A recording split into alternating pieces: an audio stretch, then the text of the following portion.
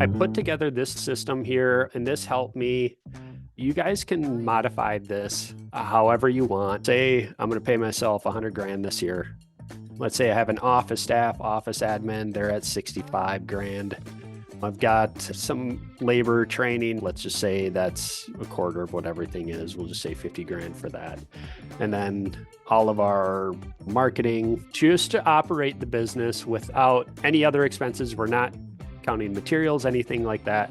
We're looking at 371,000 roughly. I put a little bit of time into this. I turned into a spreadsheet nerd. Let's base it on the 4 days per week. So your daily overhead with 2 crews, 42 working weeks, this is what you have to make minimally, just over $1,100 a day to break even, just to cover your costs. Planned gross profit, 50%. This is to give yourself a little bit. So you have to sell above and beyond your cost of goods to do the project, $2,200. You can play with your numbers a little bit. I have this set up where you can do your gross profit. We'll just leave it at 50% right here.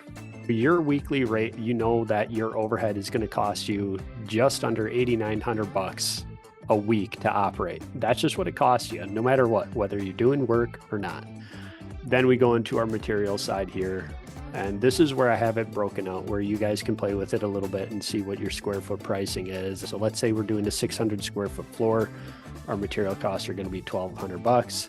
We're going to have 150 in consumables, equipment rental. That one doesn't count for this one. Subs.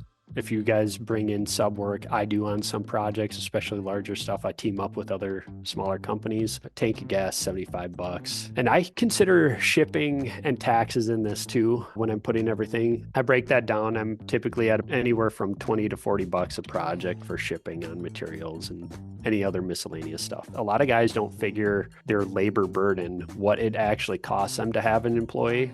I was guilty of this when I was first starting out. My guys are making 20 bucks an hour. I was charging 20 bucks an hour. I wasn't charging the $32 an hour that it was actually costing me to have their workman's comp and everything that goes in. So your labor burden might change, but I figure mine at about 40%, especially if you guys are covering health insurance, dental, any other spiffs or retirement there. I have an effective labor rate. If you see this little one right here, if I know that I'm charging 20 hours for a day, I know that I'm going to have roughly 2 hours between the two guys of them, running, using the bathroom, miscellaneous conversations with customers, things like that. That's how I kind of figured that out, at a 50% gross profit. So a 600 square foot floor. Now, obviously your overhead's going to be different, your labor rate and all of this stuff, but it's not hard to hit an $11 square foot for a 600 square foot garage. I'm basing this off of a flake system.